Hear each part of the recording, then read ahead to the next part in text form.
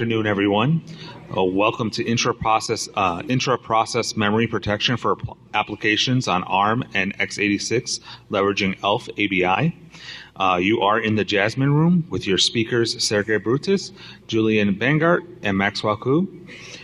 Before we begin, don't forget to stop by the Business Hall located in Bayside A and B during the day for the welcome reception at 5:30 to 7 tonight. The Blackout Arsenal is on the Palm Foyer on level 3. Thank you for putting your phone on vibrate. And with that, here's your speakers.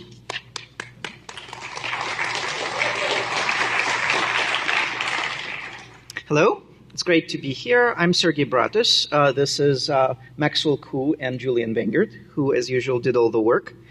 I am a researcher at Dartmouth College. Max is a researcher at NARF Industries. This was sponsored by several sponsors, including the Schweitzer Engineering Labs.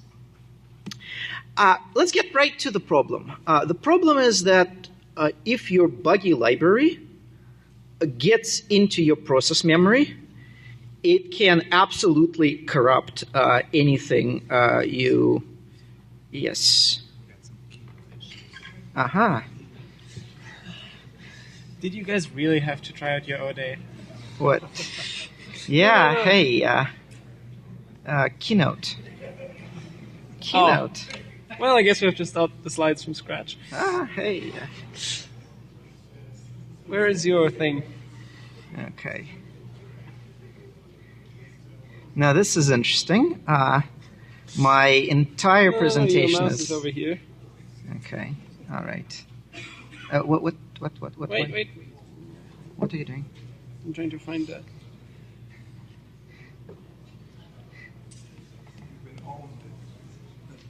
Hey.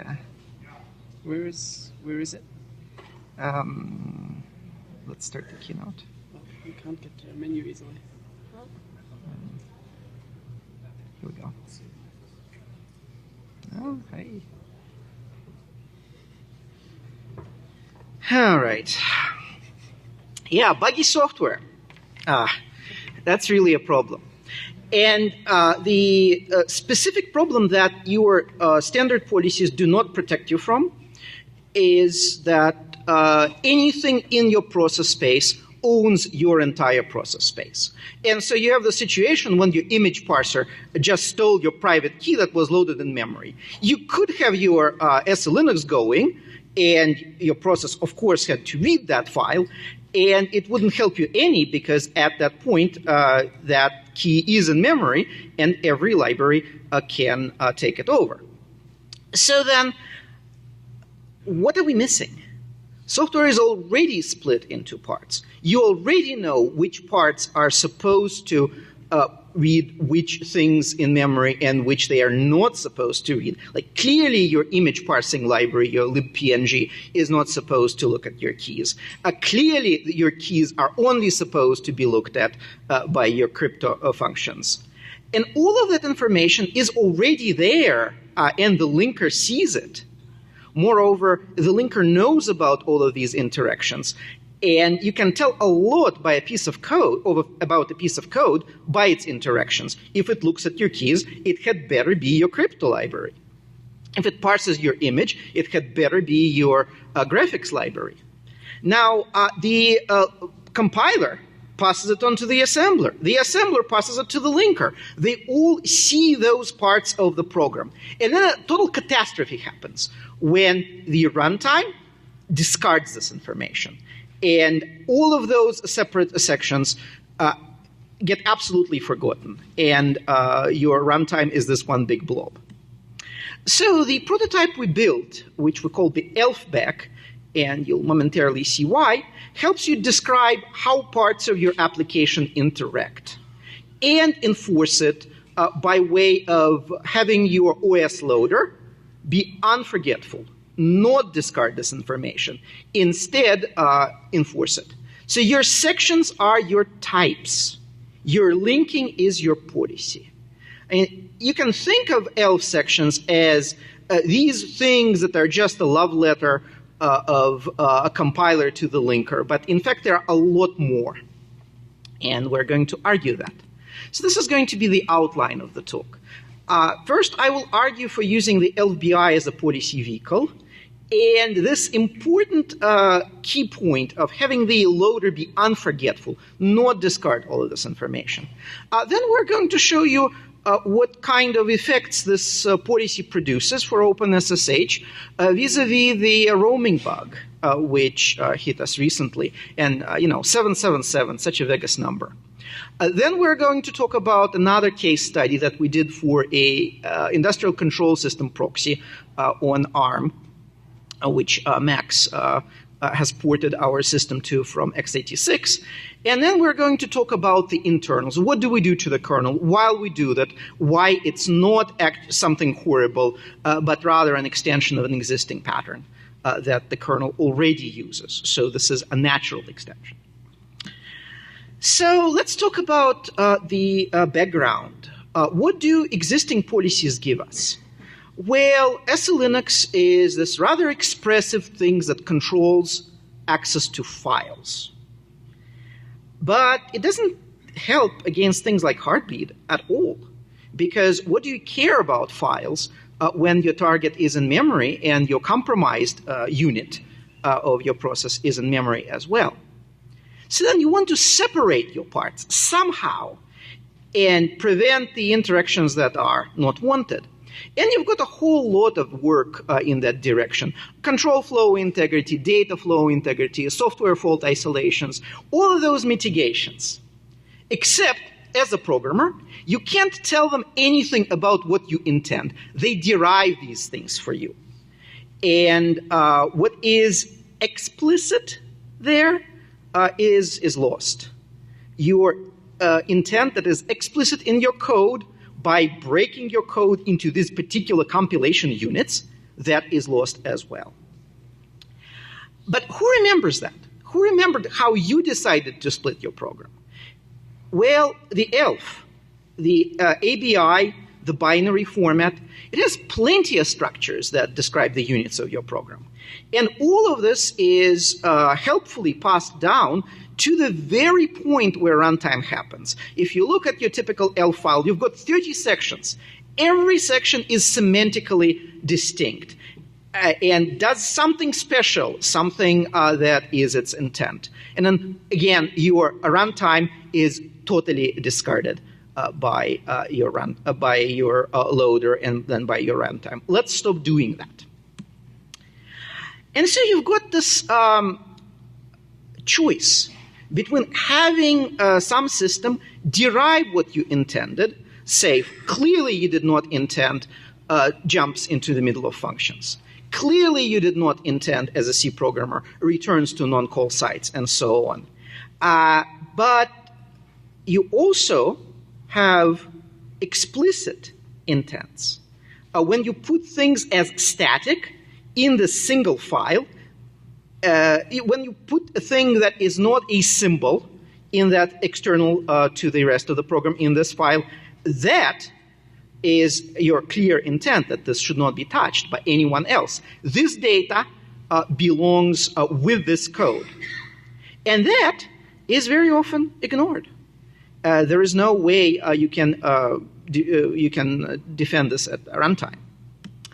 So you want to describe what matters, and you want to have to describe only what matters. You think of SE-Linux. Does order of operations matter in a process? It sure does. A process is something that unfolds in time.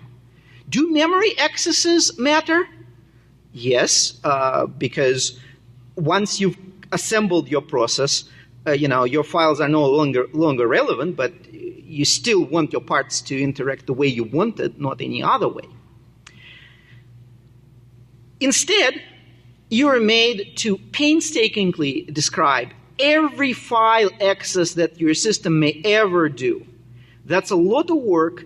That's why in SE-Linux policies, you actually use tools that derive the flows instead of specifying them. The existence of the tools that actually do that is Well, not a good thing. It's actually an indictment of that policy approach, right? You should be able to say things that you want, not have to derive them from what you had to say.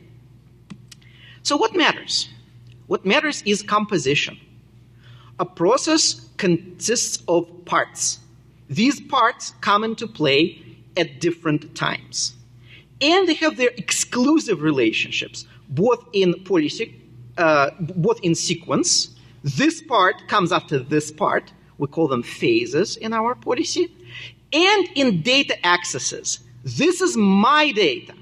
Only I can use that, says a code section, and it shall be so. The first thing we introduce is this idea that sections of code follow in a particular order, and you have this little sequence, your state automaton, that consists of phases.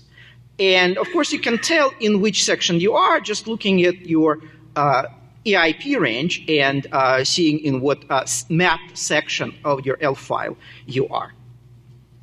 And then you want to characterize code by what data it touches. Because that's really the intent. Whatever touches your keys had better be your authentication routine.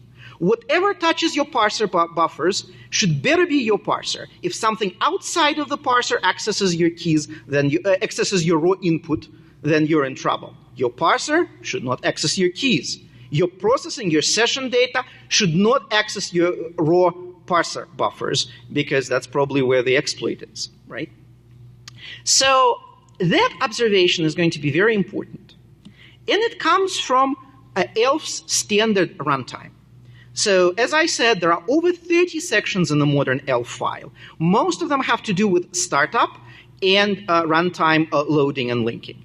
So you've got the process linkage table. You've got the global offset table. You've got the constructors, CTORs. You've got the init code that calls them. You've got the destructors, DTORs, and the fini calls that calls them. And you see those arrows on this diagram from John Levin's Linkers and Loaders. Just about the only book on the topic. What a shame. And these are the only arrows that are allowed. If your code does something else, you should be killing it, because this is not the intent of these sections. And how would you do that? Well, here's a great inspiration. Let's look at GRSec Pack's UDREF. The intent of the kernel data that it enforces is that the kernel code, all of the kernel code, except for the very few functions, has no business looking at userland data, because userland data can be poisoned by the user after it has been checked by the syscall, and this is how you make the kernel run amok. So UDREF enforces this idea that the kernel code should only touch kernel data, except in very special cases like copy from user, copy to user.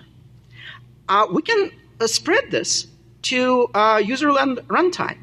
Again, enforcing the fact that data and code units have their exclusive relationships. They are meant for each other. If they are cheating on you, having a relationship on the side, then the process is no longer trustworthy. And finally, there is the QMail, which has a pretty damn good security record, where DJ Bernstein undertook to rewrite an MTA, a mail transfer program, isolating everything that could be isolated by splitting it into processes. And the lesson learned was that, as he put it, was that the least privilege was a distraction, but isolation worked.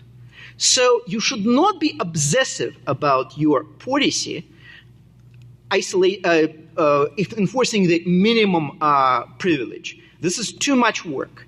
But you should be isolating things that are meant to work on other things as much as you can. And so you can imagine a policy like this, where you specify code units and the appropriate data units and their relationships. And if any other arrow ever happens in this graph, you know that you've been pwned and you have to kill the process. So sections are types and linking is policy. What you have there is an observation that what is a type? Well, a type is object with common operations. So if some data takes common operations, then, well, perhaps all that data is of the same type. So methods of a class, type classes, and so on, they express this idea. It turns out that ELF, with its exclusive relationships, expresses this idea as well. But of course, linkers glom things together and loaders forget. And this is what we have to stop them from doing. So the unforgetful loader is a centerpiece of the implementation. So we have to change the page hold handler and the loader in order to spread this information from ELF sections and their relationships to runtime. And this is what Julian and Max are going to talk about. But for now, before we do the demo, we'll talk through the motivating example. Yeah, and to make it more concrete, let's start off with a small model example. In this case, this would be, for example, how a web application that deals with image files would be set up. When you're writing such an application, you're thinking of, okay, you have libping or some other untrusted code. You might have written it yourself, but it might contain bugs, or you might have a third-party library, and that interacts with some untrusted user input and provides a bitmap file somewhere that the rest of the application can then work on. However, there might be other things in your process, and an attacker will in fact see that besides that user-controlled ping file, there is also going to be an SSL private key for your web server in the same address space. And if the attacker then looks at your ping processing code, finds some funny code patterns, he might send you a special ping file, and then your private key is suddenly no longer quite that private. Or you could have the other use case that, for example, you're running an SSH server and there is a whitelist of authorized keys somewhere in your address space, and a malicious ping file might cause the parser to overwrite that data with something that's not meant to be there, and then an attacker can log into your server. All of these interactions, as Sergey already mentioned, map down nicely to the ABI. We already know in the file formats that we have that there is a region that has the data for libSSL. It's called the .data section in the Linux executable and loadable format, ELF. And existing programming languages like C already make it rather easy for you to split out data into separate new ELF sections. So if you want to express that this is untrusted user input, you could put that particular variable into a dedicated input section and then be able to treat it differently, at least in a linker and loader time. And with our prototype, you'll be able to give it a different policy at runtime as well. And then if we can enforce these policies, then libping will only be able to read the libping input and only write to libping output, and it can no longer touch your private keys, mitigating those vulnerabilities. And now Max will go over some more concrete case studies of the actual SSH. So when we went to look for a program to demonstrate these concepts on, the one that came to mind was OpenSSH in terms of a program where different data accesses might represent different levels of privilege. So OpenSSH has been attacked before with crafted inputs. So the Gobbles pre-auth RCE back in 2002, and then more recently the roaming mode bug in the SSH client, which was an information leak that may disclose your private key. SSH introduced the original privilege drop as a policy primitive, meaning that at a certain point, if the process requests a privileged operation, disallow it and kill it. But access to data outside of what your code should be accessing is also a privilege that needs to be addressed. So more concretely, looking at our policy for OpenSSH, we have 3 different states. We have an initialization state, which touches both the packet processor and the crypto routines for initialization. It then will transfer execution to the packet processing state in order to do things such as key exchange. which will then call into the crypto routines. However, none of these states can directly touch buffers such as where your private key is stored. Only the crypto state can do that, and they can only be accessed through specific call transitions or EIP values.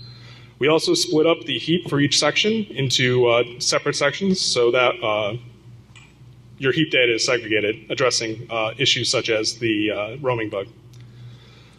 So we have a quick demo using the POC from the Qualsys write-up of CV 2016-0777. We have a modified OpenSSH client which uses a simple segregated heap implementation with a bug that large mallocs may overwrite into another adjacent arena, allowing disclosure of the private key.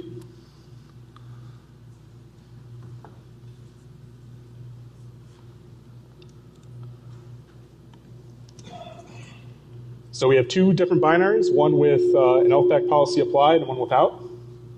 Looking at these segments for the non-LFBAC enabled process, you see that there is no special binary segment where we store our policies. Here we run the POC and then run our no LFBAC SSH client and connect to the malicious server. We then see that in the output, our private key is leaked.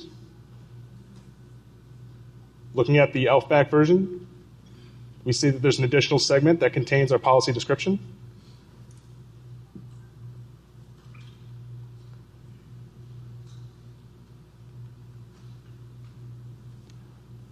Then performing the same step with the LFBAC enabled process, we see that the private key is not leaked.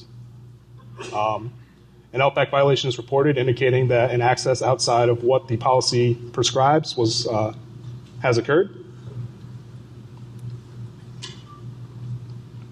And examining that address, we see that in the packet processing state, the crypto arena was attempted to be accessed, and it was disallowed, and the process was killed. And there we go.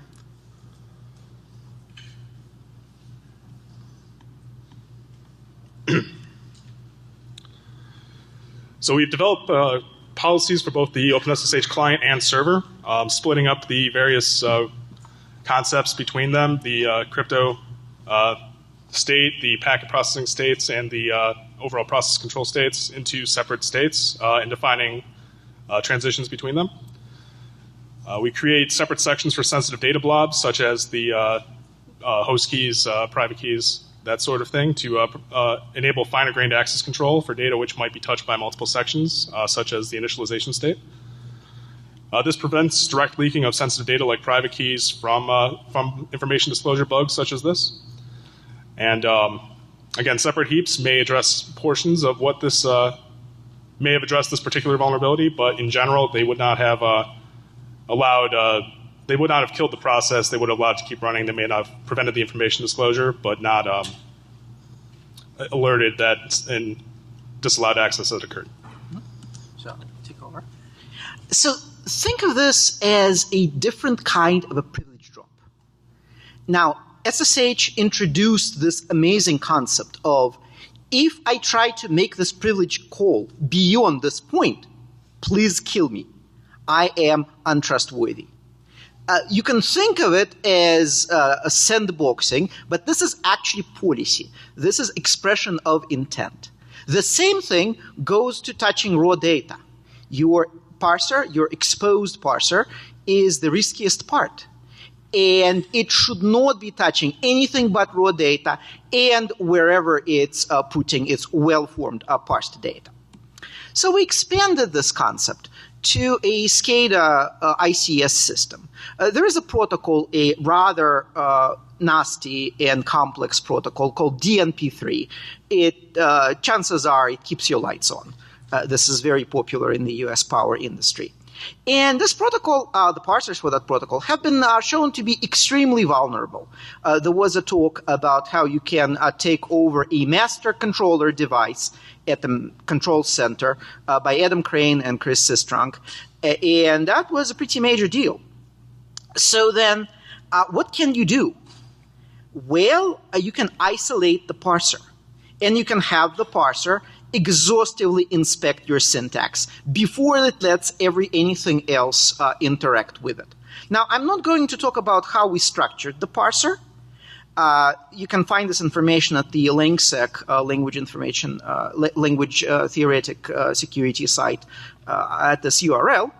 But the important thing is that we broke the parser out.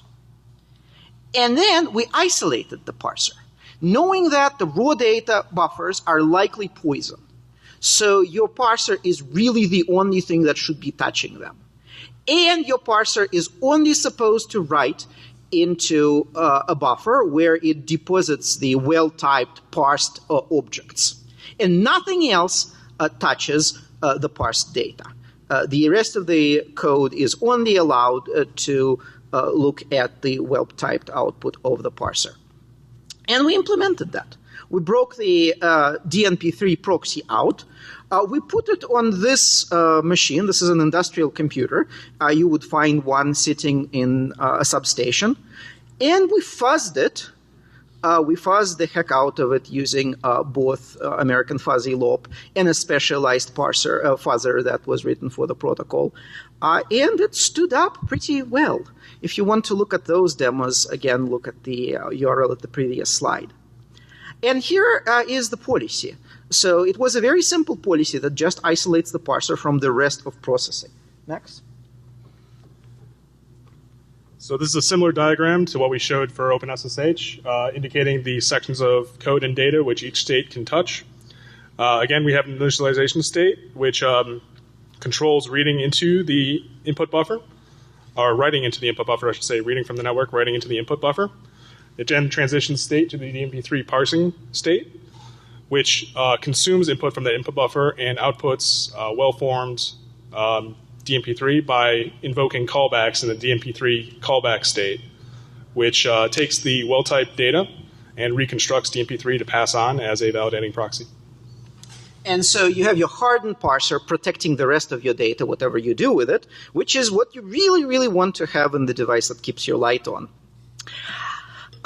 We went further, and we integrated our patch with the special GR Security Packs patch for ARM ICS devices. So there is now a GRSec Packs version of their patch with coordinated features that are specifically relevant to ICS platforms, and excluding some of the features and breaking them out that are not so relevant to these platforms. And we have integrated our patches, tested it, and it worked. So you can, if you're interested in this, there is the URL for that GRSec variant on ARM. And so you see, will this solve all the problems? Possibly not, right? And there is no silver bullet. But now you have an idea what the components of your program are, and it is derived from nothing other than the standard build chain. And if you want to throw in special sections, you can easily do that with a compiler pragma. The linker will happily put those into separate sections, and our unforgetful loader will happily load it. And so, of course, the question is, how did we do that, and what did we have to do to the Linux kernel loader for this for those ACLs between memory regions to take place and be enforceable? And Julian is going to talk about that.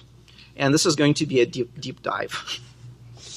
And I'll start the deep dive by going over the various mechanisms that the Linux kernel and, in this case, an X86 CPU use to run a program and set up virtual memory, and then explain where we can hook in to enforce an ELF-back policy neatly. So a program starts off as a set of libraries and object files produced by your compiler that contain different ELF sections. As already mentioned, by default, there'll be sections for code, for data, various helper structures for dynamic loading, dynamic linking, and metadata. But you can add annotations to your program to split off different parts of code and data into their own sections as well.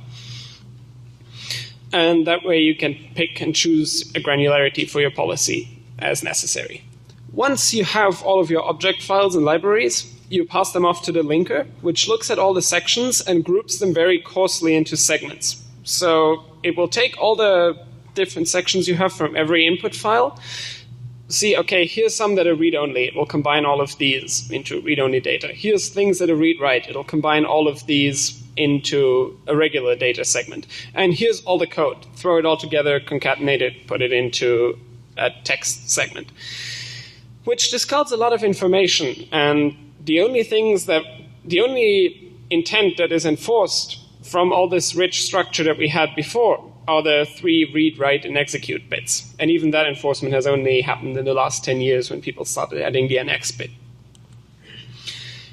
When you then want to start your program that you get, if your program was statically linked, it's relatively straightforward. The Linux kernel in the ELF binary format module will read your ELF file, do a little bit of parsing, and look at each of these segments. And for every segment in your binary, it will perform a memmap system call, or the kernel internal version of it, to map that part of the file into your address space. And then it causes the user space to jump into the entry point of your file. If you use any shared libraries, it won't load your program straight away, but it'll load a statically linked helper binary called LDSO, which will parse the ELF file again, and there's another talk about how many fun bugs you can have when those two parses disagree. And the LDSO will do essentially the same thing that the kernel does. That is, it performs one memmap system call for every segment, and then jumps to the entry point. The kernel now represents a process with a structure called task struct, and it has one of these task struct for everything that can execute, that is every thread in your process. And that task struct contains both a copy of the program's execution context, that is, for example, in what signal handler you're in, what registers you have, etc., so that the CPU can switch between different threads. And it contains information about the identity of the process, such as its PID, UID, etc.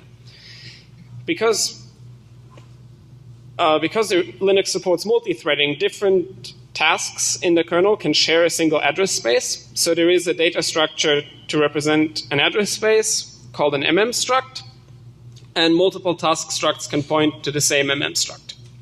However, each task can only have a single address space. This address space structure, in turn, points to a linked list of virtual memory area structures. Each VMA struct represents the result of one memory map call, essentially. It was set up earlier by the linker or done by the program at runtime, and contains information about some region of virtual memory and points to the internal file system or whatever other storage Linux uses for what data should live at this particular address and what its permissions should be. Now, linked lists are relatively slow to look up, so there is also an RB tree that indexes into the same structure.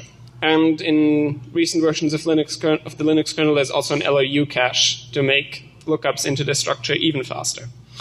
Now, the Intel CPU doesn't know anything about the internals of the Linux kernel. And if you say, okay, here's this tree structure that points to file system pointers, the CPU can't really do anything with that. So there has to be another structure to tell the CPU which particular pages of actual memory in the RAM chips in your computer are going to be mapped to which virtual address. And for that, there's page tables.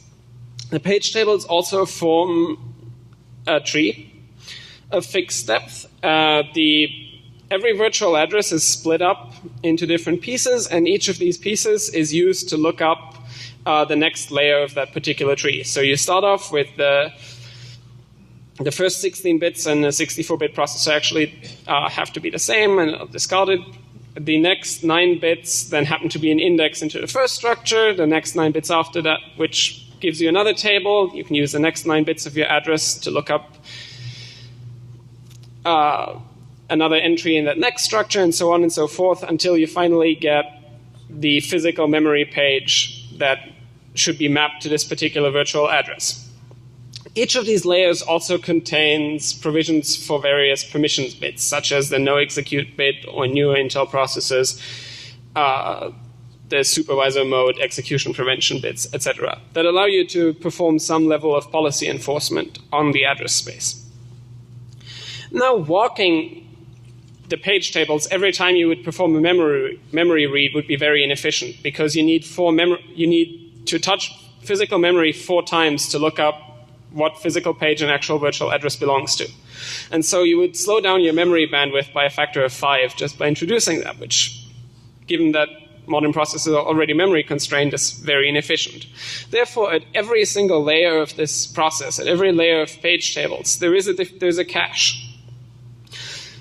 And originally, these caches would be evicted every time you change between processes or address spaces. Nowadays, the processes actually support tagging these caches, so you can have multiple address spaces share the same cache, which allows frequent switching between different page tables. And this is, of course, a key enabler for us, because otherwise we would not survive. One important observation is that these caches aren't dumb, but they actually enforce a policy. So the common view is that the NX bit is merely a mitigation, but it actually happens to be a policy that expresses intent. And that policy is checked by the caching mechanism that was originally introduced for performance. Before there was hardware support for the NX bit, some projects such as PAX actually simulated the NX bit because they realized that there's separate caching hierarchies for instruction fetching and data accesses, and that you could desynchronize these caches, which is unintended, but allows you to unintentionally use those caching mechanisms to enforce a policy. And ELFBAC will reuse that trick to enforce data access policies through different TLBs and PCIDs.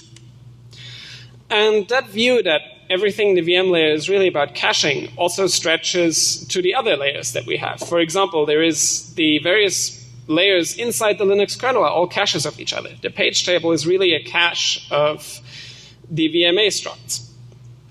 And each of these layers performs some checks. And of course, these checks get semantically less expressive as you get closer to the hardware. The hardware can only check 3 bits, whereas the kernel page fault handler can perform much more complicated checks. And what we're doing in our ELFBAC prototype is we're just adding another layer of caching in between and using that caching to enforce our policy. For example, when you have a page fault, that is when you try to access some page and somewhere along that hierarchy of page tables, there's a bit set that says, okay, don't continue here. The CPU will raise a page fault. And the kernel will then look up the VM area struct that I already mentioned earlier to find out whether the access is allowed or not and what physical memory page it should map this to. And here it inserts a semantic policy check. If that virtual memory address is invalid, it will send your process a segmentation violation and kill it. Similarly, over the time, the Linux kernel has acquired many different features that are added in and hooked in on this page fault handler, such as swapping in and out memory, implementing copy and write, and growing stacks and heaps. ELFBAC changes the data model that I mentioned earlier, where there is an end-to-one relationship between tasks and address spaces, to an end-to-M relationship. So suddenly a task can have different address spaces depending on what particular phase of execution it's in. And ordinarily, because this is a data structure, it's very central to the Linux kernel, a lot of different kernel code and a lot of drivers would have to be changed to update all of these M copies. However, if you think of ELFBAC as just another caching layer, we don't have to modify the rest of the kernel. The observation is that each of the different address spaces for different phases of execution of our program are going to be subsets of the same original address space that the programmer has in mind when they're writing. So we can keep all the original data structures intact and represent that base address space with the existing structs.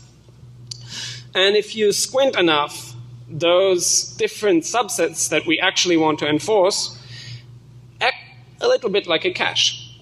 And now we only need invalidation of these caching layers instead of the ability to mutate all these different address spaces as we move through execution of our process.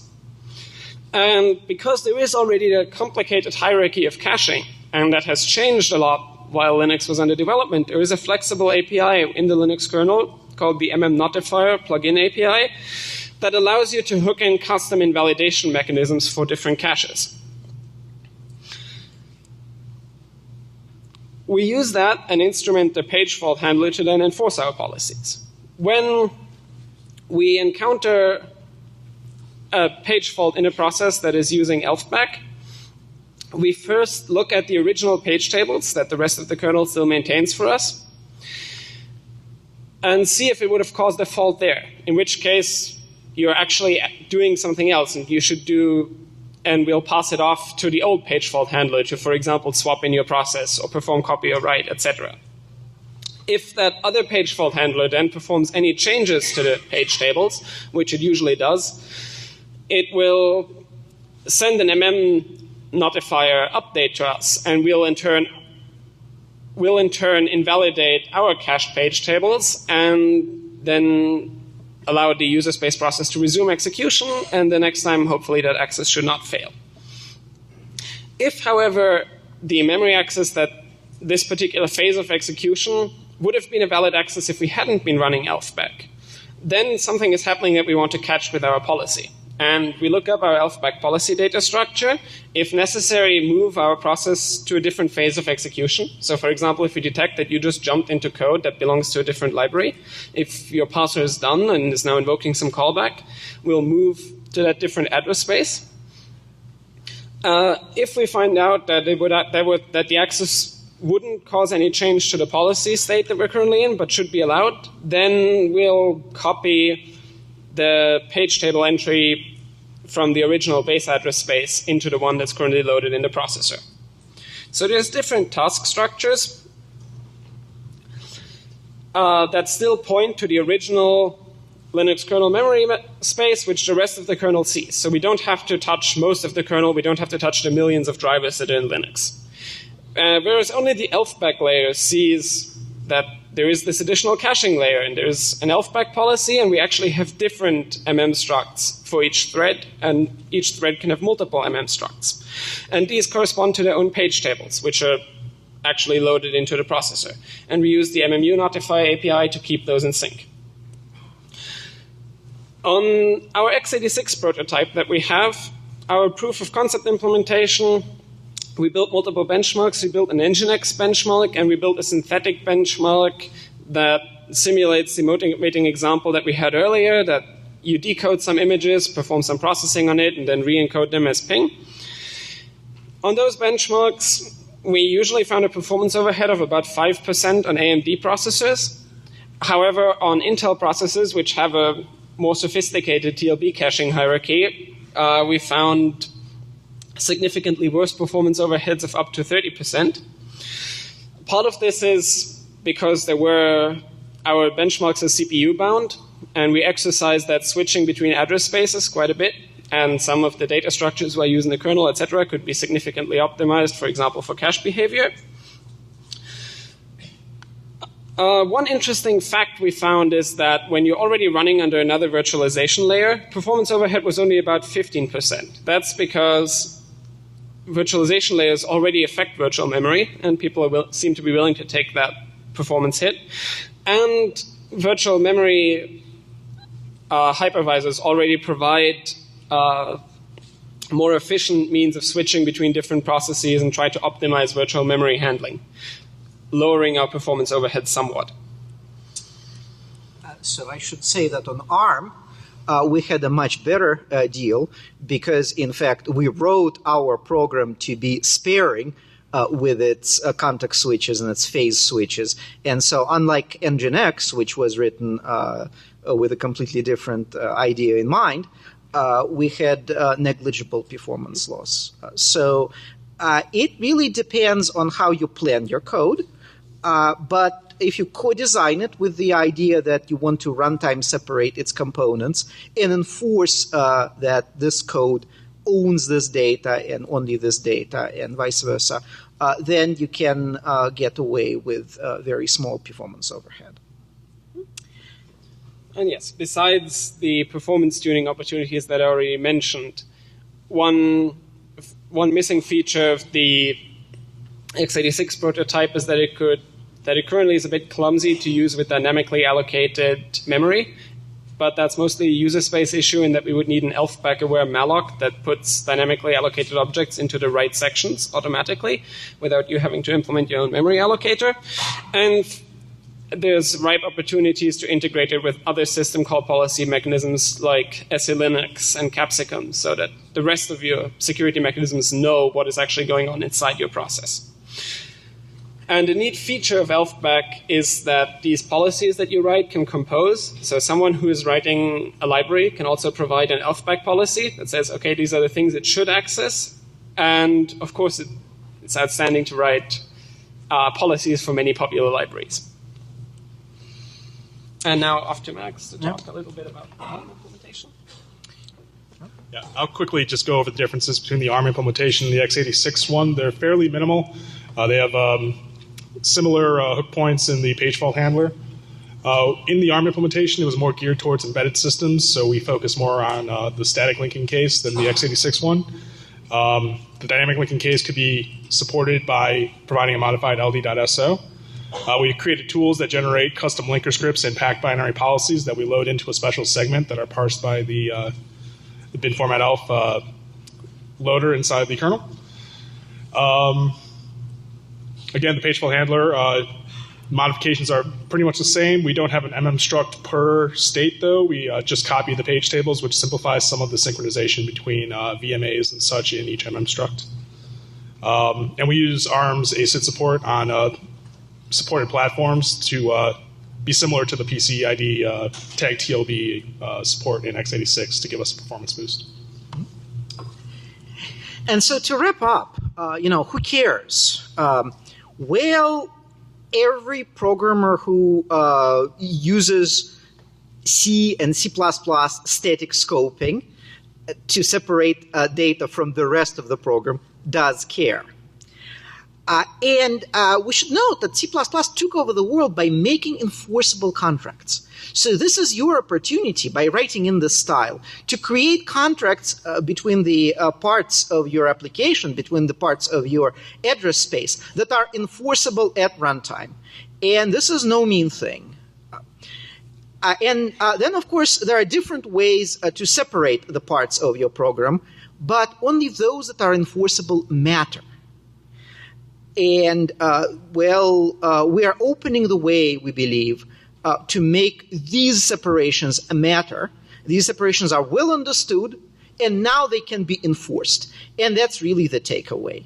So your per-process bag of permissions is no longer a suitable policy with the software being composed of so many parts and none of those relationships being respected or enforced at runtime. Instead, all of that information is available through the ABI. So we just need to tweak the loader to pass it on and to make the information from the ELF structures available to your structs. Then you can enforce it. And then you can provide just enough granularity that way to capture your intent, to capture these special exclusive relationships between your code components and your data components. And this is the sweet spot.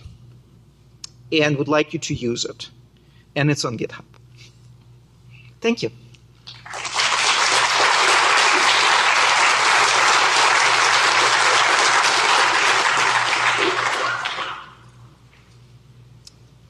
Questions? Okay, so I have a question.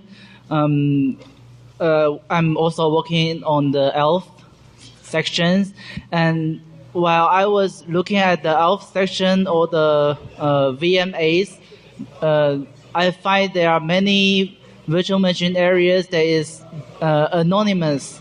There is no backing file, and it is not described in the ELF binaries. So do you take care of these anonymous regions or ranges? Yeah, that's correct. So those are the dynamically allocated memory. What you can do with them is that you can tag them at runtime by using a special malloc. This is what we do with our ARM port with the ICS proxy. Or you could also derive it in different ways. But I mean, where do labels come from? You need some rules for labeling them. You can guess them, or you can explicitly specify them. It's not hard. Any modern allocator allows you to allocate from a specific arena. So you can have that arena labeled if you care to control the dynamic anonymous mappings as well. Okay, thank you. Yeah, I have a question. More questions? I actually like what you guys have presented. But when a application is being attacked, it is possible to do the system call to change the NX setting to make it, say, a part of the heap writable. So how do you, I mean, it doesn't seem like you could prevent that. Well, so we filter system calls. We have functionality for filtering system calls in a particular process stage to the mask that is allowed for that phase. We did not dwell on it in the presentation because this is, people have done that, right? This is your basic sandbox. Okay, thank you. But what people have not done is try to express the memory ACLs between the parts of a program, between the notional parts of the program in PORTC. That we consider our biggest contribution. Hello. I also had another question. Thanks for the talk. It was really interesting. I'm sorry to interrupt really quickly. We're going to have to get these gentlemen off stage. So we're going to take them outside on the side. So any additional questions, if you want to catch them right here on the side, to be perfect. Sorry about that. Thank you. Yeah, thank you again.